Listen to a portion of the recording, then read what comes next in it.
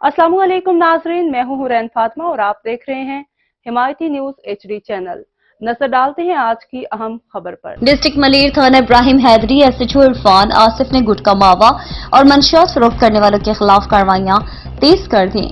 SHO थाना इब्राहिम हैदरी इरफान आसिफ ने गुटखा मावा और मंशियात फरोशों को चने चबवा दिए।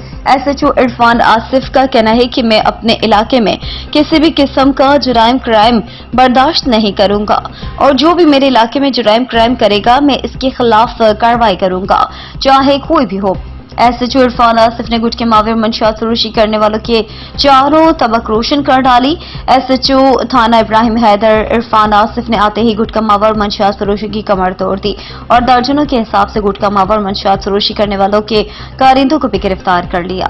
गिरफ्तार मुलजिमान डिस्ट्रिक्ट मलीर अली अकबर शाहगोट और सो क्वार्टर में खुलेआम गुटखा मावा और मंशियात फरोशी कर रहे थे। मजीद खबरों और अपडेट से बाखबर रहने के लिए देखते रहें हिमायती न्यूज HD चैनल।